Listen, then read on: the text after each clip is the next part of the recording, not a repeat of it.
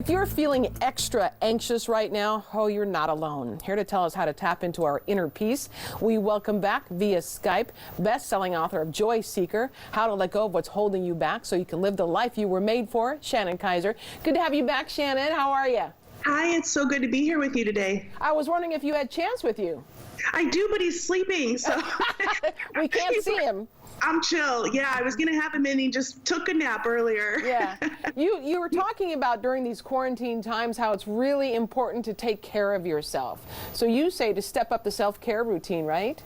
Yeah, focusing on self-care is so important right now because it's about self-love. There are so many changes happening every day out in the world, but also in our own home. You know, we're working from home and there's kids running around. It's a lot of chaos. And so focusing on the moment and self-care looks like carving out time, maybe taking a bath, maybe putting a mud mask on, maybe carving out 5 to 10 minutes to journal. Just really being present with yourself is going to help us all through this time.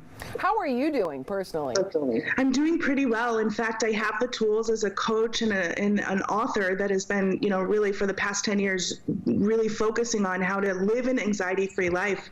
I'm doing well in the sense that I feel very calm. And so I'm happy to do this segment today because all of what I'm sharing is what I do daily. I really do feel a sense of inner peace. And it's because I know we're all in this together. And I know that we don't have control over a lot of things, but we do have control over the moment. Right. Pause in pleasure. What does that mean?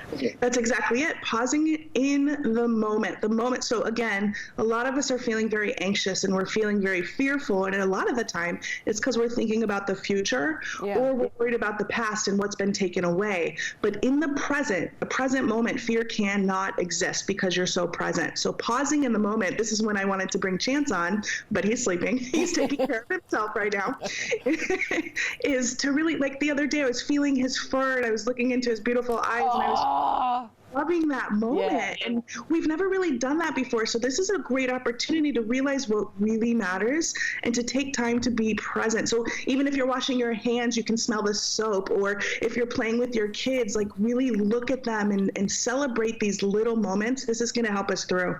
You know, I think our dogs are going to be getting very tired of us very soon. Why are you home all day long? Very different. Why are we not going outside? What's going on? Yeah. You also talk about turning your worry into wonder. Yes, this is one of my favorite tools because when we're worried, we're very anxious. This is really about the mental mind. When you focus on things that are out of control, you start to feel like you are blocked and you have no control over the moment. Worry. So think about what you're worried about. A lot of times we're worried about our family members. Are they okay? The people out there, and we're worried, is this going to go on forever? And we start to get really on this train track of Nowhereville. Catch it. Worry to wonder is about catching that worry, identifying with that worry in the moment, and then turning it into a wonder statement. I wonder how amazing it's going to be when we get to the other side of this and coming together in gatherings again, when I get to see you in person again. Right. You know, I wonder when I get to hug my parents again. So that wonder is a place of joy, a place of excitement versus worry and desperation. Compassion, self-compassion. You know, I think it's hard for a lot of people right now to have that, especially people who may have lost their jobs right now, or people who are eating too much. I know that's my problem right now. Cooking too much and eating too much and then feeling bad afterwards. But where do you put self-compassion?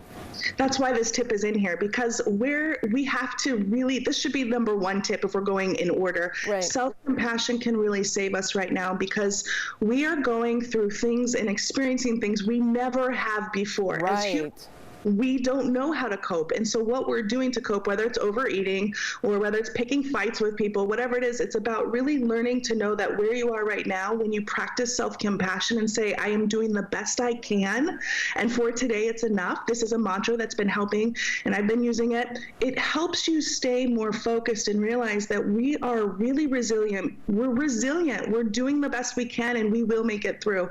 So self-compassion really is about self-love and knowing that the guilt that we have about ourselves, whether it's overeating or having guilty thoughts about our family because they're home now and we're like, what?